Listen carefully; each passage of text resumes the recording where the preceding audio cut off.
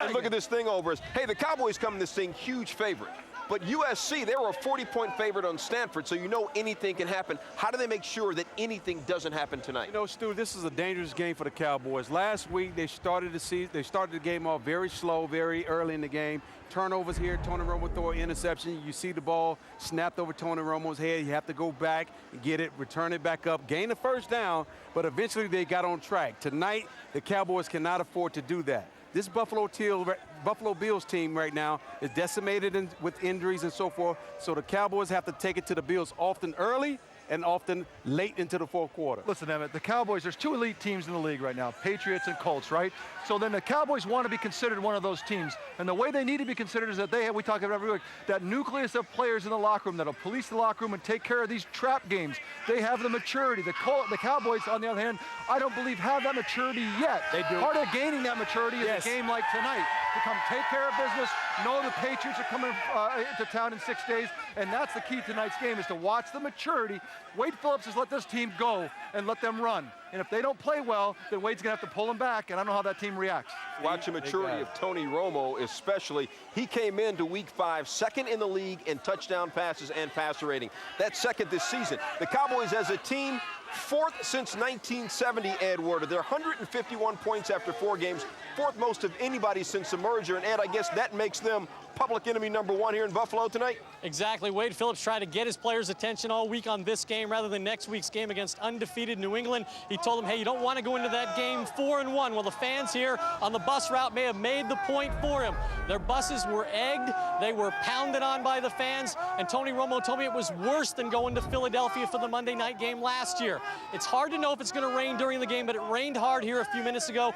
Romo told me that during the wet summer, he often went to Valley Ranch and threw the wet ball to prepare for the possibility of playing in bad conditions such as those that may exist tonight. 2 quick notes on the Cowboy defense. Terrence Newman, their best cover corner, starts for the first time this season. For the first time of his career, right corner instead of left. He's not totally comfortable with that.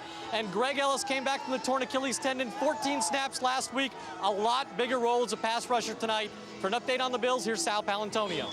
Well, Ed, you know, the Bills offense is going to have to keep up with that Cowboys offense. But Dick Duran told me one of the things that he has to do on defense is try to diminish, not necessarily take away, but diminish the big plays, especially down the field. Tony Romo to tight end Jason Witten. He said, can we do it? I don't know. Nobody has, but we're hurt. They are missing 2 starters in the secondary. And about that rain, unless you got Steve Young and Emmitt Smith, Stu, the rain is a great equalizer. Sal, I got those guys with me. The Cowboys have this guy with them. Terrell Owens getting ready. 4th all-time, that's all-time in career touchdown catches. Still to come here, the words that Bill Parcells left for Tony Romo.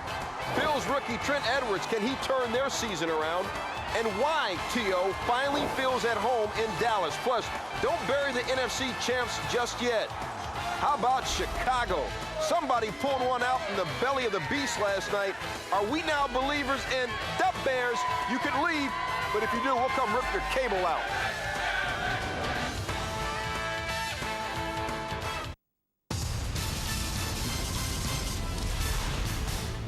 Monday Night Countdown, delivered by UPS. What can Brown do for you?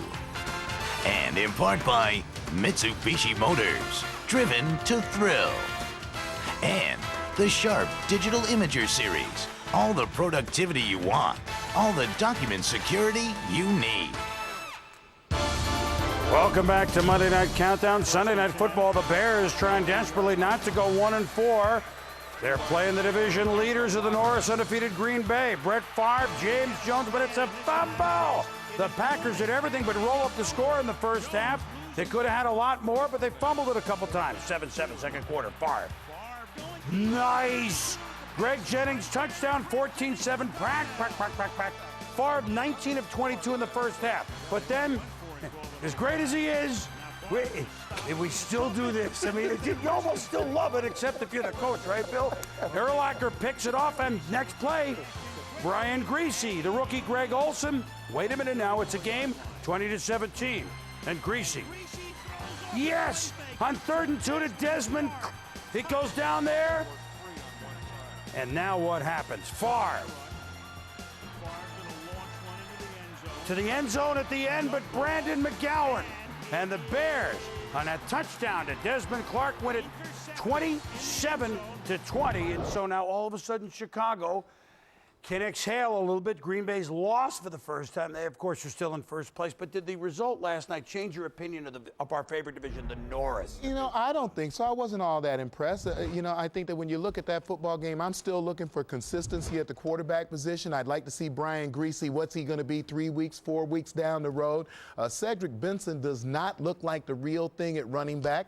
I don't know that the defense will ever be what they were last year. I know they got a bunch of turnovers, but can you depend on that on a week-in, week-out basis?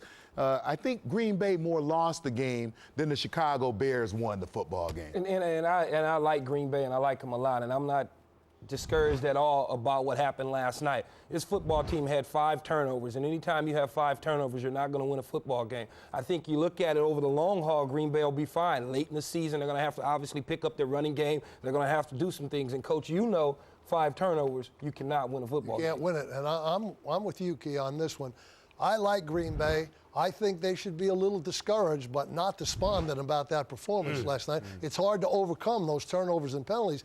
But what they did do last night that they hadn't done all year was get some balance in their offense, because they exhibited a good, solid running game throughout the course of the game against a supposedly good defense like the Bears. So with that balance, I think Green Bay is going to wind up being a pretty good scoring team throughout the course of the season. You know, we don't want to get ahead of ourselves, but what last night's result might have been is here's a division in which 10-6, 9-7, I know the Packers are 4-1, that might win this Norris division. And maybe NFC South is a 10-6 and 9-7 winner, and maybe NFC West, maybe the AFC West. The Chargers could win the division at 9-7 and 10-6. Just that's kind of what I see out of the Norris last night. That the winning record may not be a home field type of deal, but we're putting the cart before the horse. Speaking of which, let's bring in Mort, who never puts his cart before the horse. Hey, Trent Green, Mort, good evening. Went down yesterday with a concussion. It looked awful. He tried to block Houston's Travis Johnson. What's the latest on Green's condition? Well, Green was not allowed to speak to the media yet again today, even though he was at the Dolphins complex, and he did travel home with the team last night, Boom, but he's been diagnosed with a grade 3 concussion. That's not good. It means he lost consciousness yesterday, even though he was sent to the hospital. He returned to the team. As I mentioned, he traveled back home with the team. He's going to go through all the neurological tests you have to go through. But I think a lot of people in the league are going to be very uncomfortable if Trent Green returns to the football field this year. He may not want to hear that, but the Commissioner Goodell, very concerned about his health, certainly. And the one thing that this league doesn't want to see is somebody like Trent Green or anybody have serious health injury because they came back too soon from a brain injury. The Dolphins are going to start Cleo Lemon this week, and they'll go week to week, depending on what the doctors tell them. Most important is that he traveled back with the team, at least the initial. It was better than it looked. Cleo Lemon with Cam Cameron together in San Diego once upon a time. More the Bucs, Michael Pittman, out 6 to 8 weeks now, running back ankle injury. Cadillac already gone for the year. Now what does Tampa do to run the ball? You know, they were already calling around last week. They called Minnesota about Moreeeee Moore, who would seem to fit their offense. And people want to talk about Michael Turner from San Diego, but they're not going to give him up. LeBrandon Tofield of Jacksonville is another name. But, you know, the Arizona, what do the Bucs have to barter with? You know, they got 5 quarterbacks, including Chris Sims and Jake Plummer, along with Gradkowski and Luke McCown. And Arizona fans, they're sitting there with Matt Leinart sidelined for maybe the rest of the year, and they want Jake Plummer. So it's kind of interesting, but I checked in with a friend of Jake Plummer. They said he is absolutely retired. They said he's sitting on a John Deere tractor in Idaho. He's married to an ex-Broncos cheerleader, and he's not coming back to the NFL. So maybe Arizona ends up with Vinny Testaverde or Tim Rattay. That's what we're hearing anyway. Interesting. All right, Mort, we know we got more quarterback talk coming up later on. And by the way, Tommy reminds me this, you can't spell Mort without a T and an O. Guess what's coming? Coming up, Coach Parcells on what it was like to coach Terrell Owens for a season. Don't want to miss that. Then Cowboys, Bills, Monday Night Football. Because you know you're so high. You're so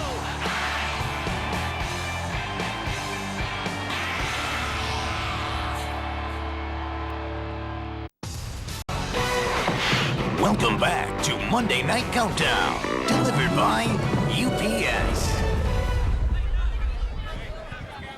Buffalo hosting its first Monday night game since 1994. But Steve, when you think Bills Cowboys, who do you think about? Jim Kelly. Who do you think about? Thurman Thomas. Who do you think?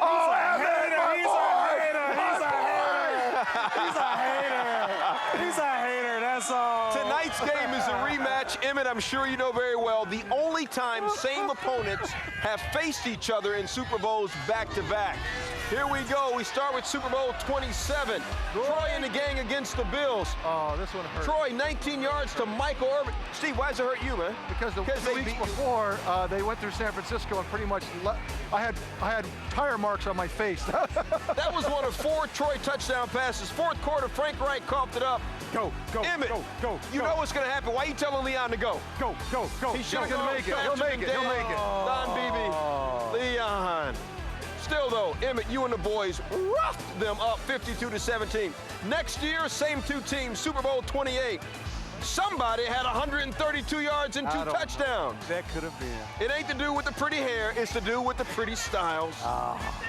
Emmett, Super Bowl MVP. It's missed tackles, dog. You know what he said? What'd he say? I can't be MVP unless you give me the ball. Give me the ball. Give me the ball. 32 And then I can be the MVP. Cowboys win it 30-13. The man who wants to get back to the Super Bowl with the Cowboys, Terrell Owens. 19 catches, 3 touchdowns this year. Ed Werder on the field with our Teams at 20 report. Ed? Well, Stu, Terrell Owens' career on Monday Night Football, 20 games, 94 catches, almost 1,400 yards, and 16 touchdowns. Before he plays his 21st game, he got off the bus here at the stadium. I asked him about the chemistry he's developed with Tony Romo.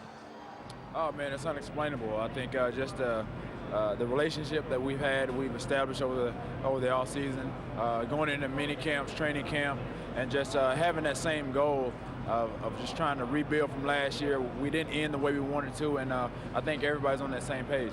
Next week you have the unbeaten Patriots, Tom Brady, Randy Moss coming to Texas Stadium. Are you concerned about focus being an issue tonight? Not at all. The guys that we have on this team will be ready.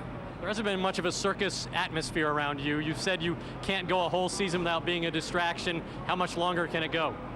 I don't know. I think it's been a distraction enough just by me not doing anything. So I'm just stress-free, just going out playing some football and having fun.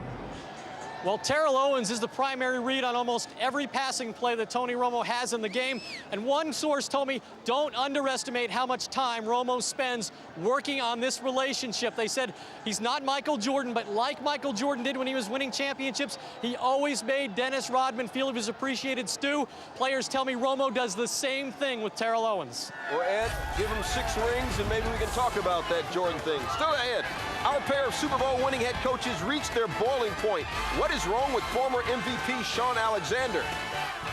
And Tony Romo, and how about them Cowboys on pace to score the most single-season points ever? Steve Young will holler at us. He's sitting right next to me on what makes Romo so special. In a bad mood, too. You don't know what you're talking about. You're a jerk. Here I am with Mike Ditka and Bill Parcells. Let's talk about money, whether or not it changes players. Sean Alexander of the Seahawks since his MVP year, injury rates up, bank accounts up because they gave him a new contract, production down. You think it's affecting them? Well, this game's not about money, really. At the end of the day, he's not going to remember how much money he made or where his money is. What he's going to remember is achievement, what he did, what he accomplished, what's there in the record book. And that's one great thing about football. It's right there. It's in black and white. There's no gray area. Coach, it looks like he's turning it down when I watch him run. Well, that's a fact. I don't think he's a very tough guy. I'm saying that. He might get mad at me. That's what I see. But he's the one that makes me see it. I don't make myself see it. If your motivation for playing a game of football or any sport is money, don't do it. Because that's not the right reason to play. But it's professional football. It doesn't matter. It's professional pride. You play to be the best you can be and to beat the other guy, period. Now, if they want to pay you for doing that, that's a good bonus. It's about achievement, Chris. It always has been. Well, let's flip it over to Albert Haynesworth, Tennessee Titans defensive tackle. He's in a contract year, and he's having a lights-out season, maybe the defensive MVP in the league. He's got extenuating circumstances, too. You know, he's trying to live down that reputation that he's been a bad guy here. You know, he got a little unfavorable publicity and a suspension last year, so he's trying to perform at a level and say, hey, listen, I'm straightened out, I'm ready to go, and you're going to get a good player if you sign me. So if he's going to be a free agent, do you sign him? But I put a lot of character clauses in there. That's what I would do.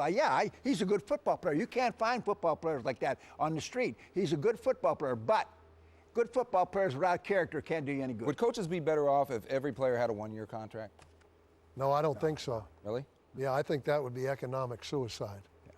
Because then we'd have to expand the Pro Bowl rosters to about 1,000 players. All right, let's move on to kickers, one of our favorite topics. You mentioned Chris Brown of the Texans having a great day yesterday.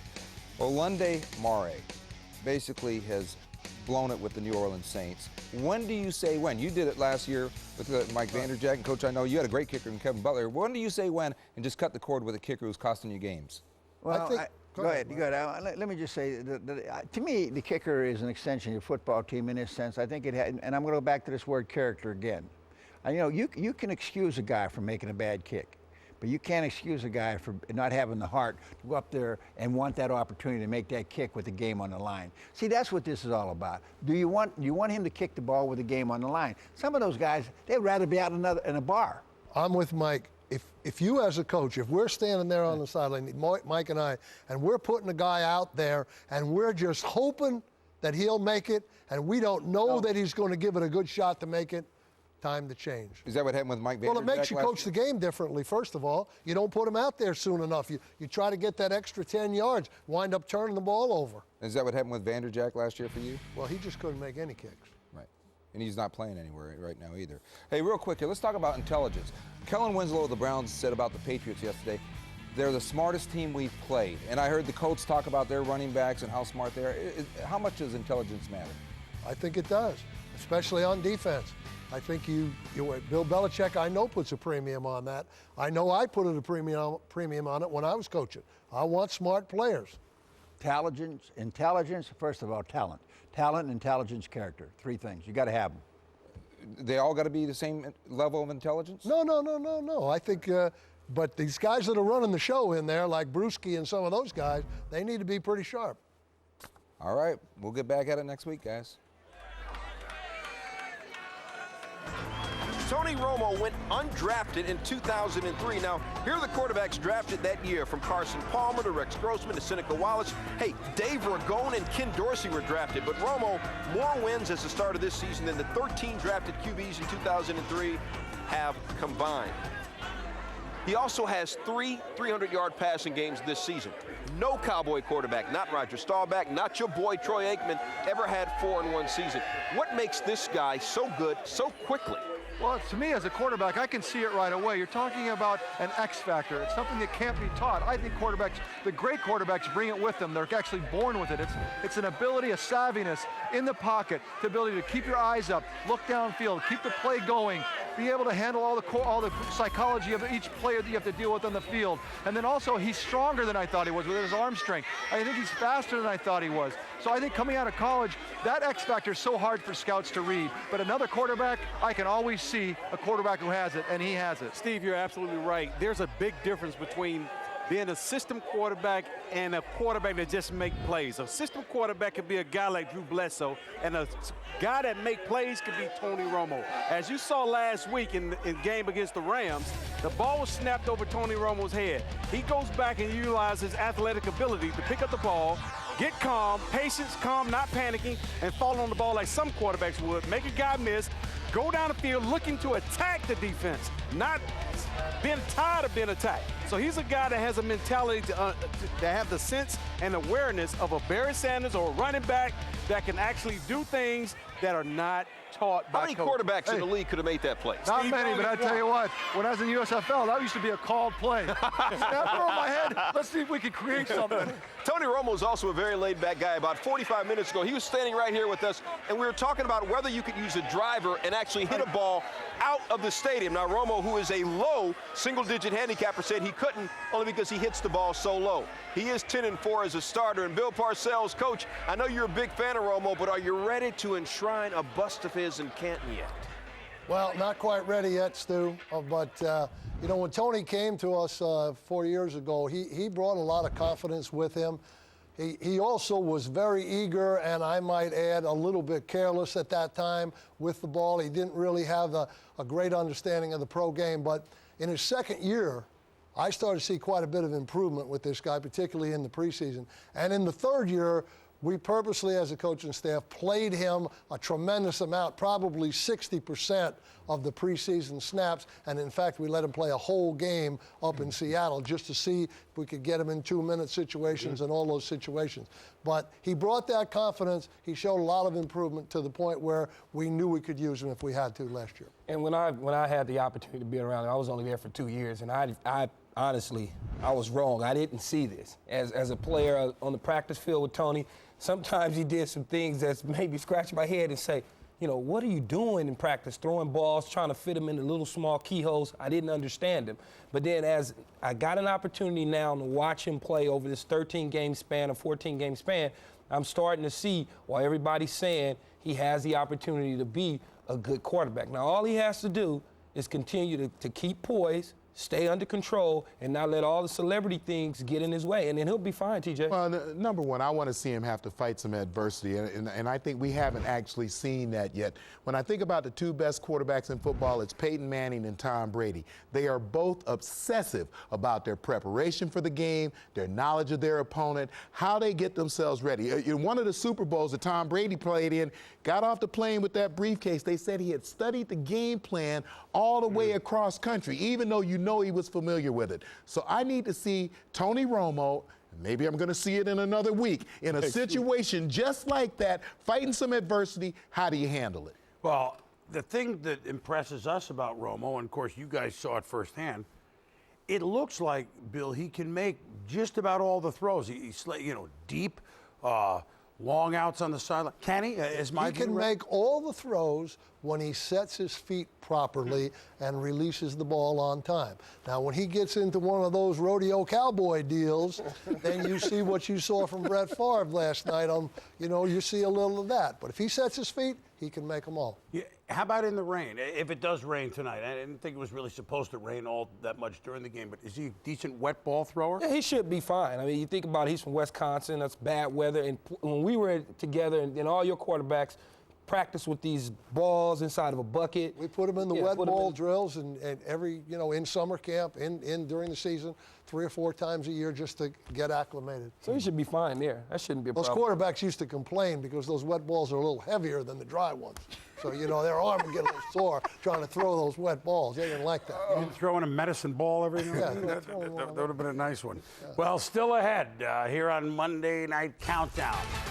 The Chargers experienced a Rocky Mountain High Sunday. What's going wrong with the Broncos, Tom? Then it's Monday Night Football, Cowboys at Bills. You you're doing it well. I ain't never met a man like that. I ain't never supposed to fall so fast. You can turn me on, throw me off track. You do it, you're doing it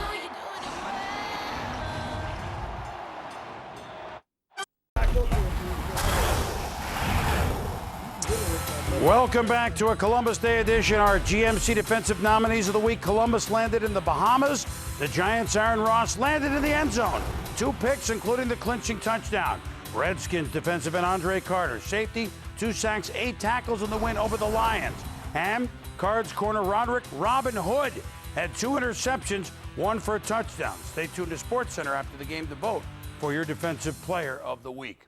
Well, tonight is the Bills' second home game since Kevin Everett suffered that severe spinal cord injury in the season opener against the Broncos. Everett no longer in Buffalo. He continues to rehab in his hometown of Houston. And the news is getting better every day as movement returns to his arms and his legs. Now with more on Everett, let's go back to Buffalo and Sal Palantonio for this Teams at 20 report. Sal? And Boomer, you know, the Buffalo Bills are keeping in constant contact with Kevin Everett. Dick Duran, the head coach, told me that he emails Everett every week. And after every Bills game, he calls Kevin Everett to give him an update about what's going on with the team. Everett appreciates that, and so do the players who want to keep in constant contact with Everett's condition and also as a teammate. You know, there was a lot of debate, Boomer, about whether they would honor him tonight. And I was told by the Bills administration, first of all, Kevin Everett is still still on the roster. He's not here tonight, and we don't want to send any kind of bad karma down to Kevin Everett. We want him to get better and think of him as part of this team. That's why they've had these T-shirts printed up, and a lot of the players are wearing them tonight under their uniform. So, Boomer, he is not here, but he is certainly not forgotten. No, that's for sure. Thank you, Sal. And the news, the best part is that it's better every week and very much on the upbeat, and everybody shares those thoughts.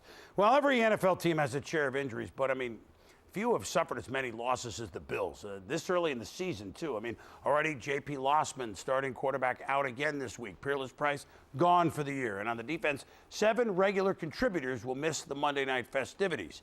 Now, can Wade Phillips, Cowboys, take advantage of the injury-riddled Bills? Phillips knows a thing or two about this franchise. Remember, Phillips, once upon a time, then defensive coordinator, succeeded Marv Levy as the Bills head coach in 1998. In fact, you might say tonight could be about Wade's world. And why do we say that? The last Monday night game in Buffalo, 94, he was coach of the Broncos. John Elway, Anthony Miller, those are the old AFL Bronco. Steve Tensey used to be the quarterback with those teams, Bill. The Bills won that game 27-20. Young Jim Fossil. Last Bills playoff game, and I'm going to tell you something. It was in Tennessee, and there's just no question in my mind, Tom. Lorenzo Neal Frank, that's a forward. It's forward. Forward. It's an illegal lateral, but it's the Music City Miracle. One of the great plays of all time, and Wade Phillips was head coach of the Bills in that loss. Well, since that time, here's a list that no team wants to be on. Since that postseason appearance 2000, their win percentage, here we go. The Bills, the Cardinals, the Texans, and the Lions. Of course, the Texans came in the league in 2002. They're the only team that have not made the playoffs. But the Bills, they're circling the wagons one spoke at a time. They won last week behind Trent Edwards against the Jets. Let's bring Mort back in now. We said plenty more news with quarterbacks. Jake Delhomme out for the season now with Carolina after deciding on elbow surgery. What led to his decision here, Mort? Well, you know, when David Carr, his backup, got hurt yesterday, injured his back, and they had to send rookie Matt Moore into the game, you saw Jake Delhomme go under the Louisiana Superdome tunnel and actually throw softly down there. But he couldn't really tell how it felt, so he went to Carolina today. He got on the practice field early this morning, made 5 or 6 throws with effort, and they had to shut him down. The elbow wasn't good enough. He'll have Tommy John surgery. That's why they signed Carr. Carr's still sore from that back injury, and everybody's wondering, who is Matt Moore? Well, Matt Moore was on the Cowboys roster, an undrafted free agent that Ron Jaworski really liked going into the draft, out of Oregon State like Derek Anderson, and a guy that Jason Garrett, the offensive coordinator of the Cowboys, thought could be a Tony Romo-type player 3 or 4 years down the road. In the meantime, yeah, they're looking for a vet. The Vinny Testaverdes, the Tim Hasselbecks, Tim Rattays, and who knows, maybe Chris Winkie, Boom, that the Panthers would like to pick up. Well, he'd been there before, of course. NFC South, let's stay in that division. Falcons quarterback situation. Bobby Petrino, coach of the Falcons, put Byron Leftwich in crunch time yesterday. What will Petrino do now? He benched Harrington. Where does he go? Well, just by the fact that Petrino today said he's going to stick with Harrington tells you he was uncomfortable with what he saw from Leftwich yesterday, who was out. Leftwich was 2 out of 8. At one point, he had first down and goal at the 1-yard line. They were down by a touchdown. He missed the throw in the end zone earlier on this one.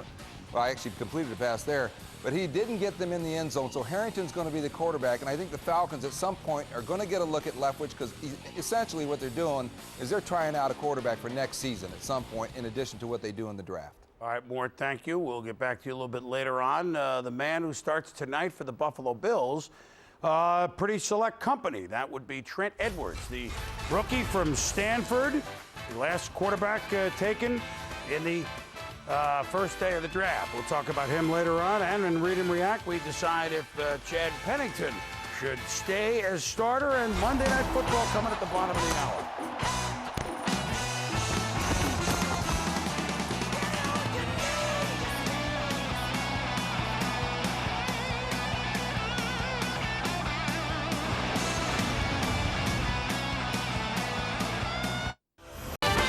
Whiteboard Breakdown, delivered by UPS. What can Brown do for you?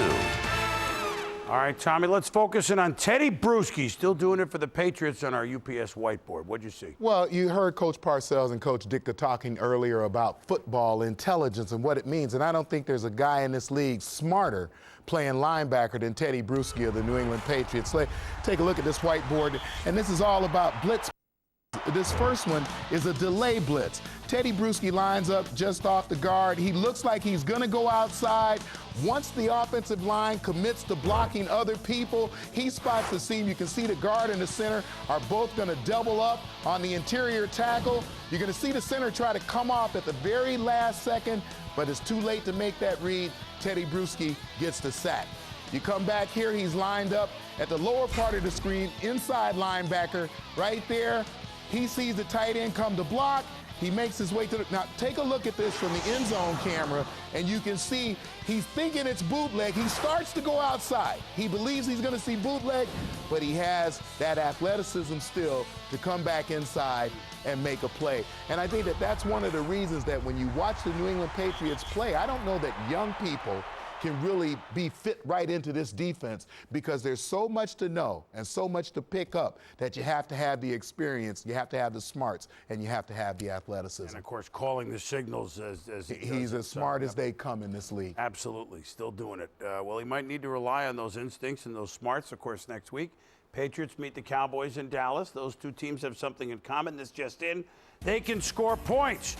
Only 5 teams in the history of the NFL have scored at least 34 points in each of their first 4 games. 2 of them are the Cowboys and the Patriots this year. Now, we play pro football 87 of the years. We only came up with 3 of them. The Rams, 2000, the 92 Bills, and the 68 Giants. Tarkenton, Homer Jones, Allie Sherman's last year. All right, Cowboys, they certainly score points. Do they have weaknesses, Coach? Well, if I was looking at them right now, the way they exist today, 2 of their top 3 corners from last year, Anthony Henry and Aaron Glenn, are not involved in the mix right now. Henry with an injury and Glenn's in Jacksonville. Ernst Newman's kind of hobbled. So I would say depth at the cornerback position would be critical for the Cowboys right now. And I'm afraid of their secondary. Their secondary is a problem with me. I think it's a soft secondary given the facts of what Coach is saying. Also, you look at where this team is at. There's one player on this roster, I believe, that won a Super Bowl, and that's Brad Johnson. So to me, there's no real leadership in terms of trying to win the big one. And on top of that, I look at guys like Terrell Owens and Patrick Creighton. You're starting to talk about records. You're concentrating on the wrong things. Oh, we can break the scoring record. Or we can break the total yards record. All these other things that really don't matter right now. What matters is trying to get to the Super Bowl, and they're not focused on that right now. Yeah, I don't know how comfortable I am assessing. He built them, he played for them. But I will point to this. I think that when you look at Roy Williams, and I think he's a tremendous ball player. I love the way he hits. Do you really? I think he's outstanding in the box. But I think that if you can get him in coverage, and I don't know if the Bills have the personnel to do that. But again, next week, those guys do. The New England Patriots do have the ability to put him in coverage, and I think that could be a problem. Well, special teams is always something that you look at. Obviously, they've had a lot of practice covering kicks this year. And talking to the Bills, you know that I might do that. You do. They were very impressed with the way they played against the Bears in that game. But so we'll see if special teams in Buffalo, that might be one little area that they might have an advantage. But boy, Cowboys look pretty good so far. And so does this guy. That would be Tony Romo, the quarterback of the Dallas Cowboys. We told you, one of the few teams that have scored all these points in just the first 4 games. Can they keep it going tonight at Ralph Wilson Stadium? Still to come on Monday Night Countdown. Are these the next owners of the Cowboys? We'll explain why all of Dallas should get to know the darlings of dirty, sexy money. And hear about what Bill has to say about what it was like to coach Terrell Owens' first season. T.O.'s, we're all going to tune into that, by the way. T.O.'s wired for soundtracks. Do a great show. I'm on America's team. Welcome back, everybody. Columbus Day edition of Monday Night Countdown. We explore the teams that have won the most on Monday nights. The Cowboys' 69th Monday game. They've won 39 of them. A win tonight would put them over the Dolphins as the most wins on Monday Night Football. Now time to read and react with Coach and Keyshawn. Yesterday, the San Diego Chargers really laid into the Denver Broncos. The first time they've won back-to-back games in Denver in any of the stadiums in 67, 68, since the old AFL days, and the worst Bronco home loss since 1966. It's a long time ago. Norv Turner was waiting for the offense, and he was waiting for special teams and defense. You pick up a fumble like Brandon Seiler, 23. They had 2 touchdowns in 11 seconds. That'll make a coach feel pretty good. And then, we're going to rest LT. Michael Turner, overdrive, taking care of business every day, taking care of business every way. He ran for over 100. The Chargers rolled 41-3. So we have our theories about San Diego, guys, but let's go to Denver. What in the world was that? Denver started 2-0, Key. Well, I would think that, earlier in the year, I said the Denver Broncos would win the division. Well, I'm not so sure right now. I don't think that they'll even make the playoffs the way it looks. I mean, that team's been banged up. They haven't done anything on defense. They made some moves in the offseason, bringing in Simeon Rice and Dre Bly, but they're in trouble. Walker hasn't played in a couple games. Offensively, they can't do anything. They're fortunate to win their first 2 games. Last-minute field goal at Buffalo. They were beat at Oakland. Coach Shanahan using a little savvy here. But if I'm a Bronco fan, I'm really worried because they're giving up more yards and more points as the season goes on, and it doesn't look like they're getting better. They're getting worse. Maybe we ought to call Tom Jackson. Tom, you better get Gradishar and Louis Wright and get back to the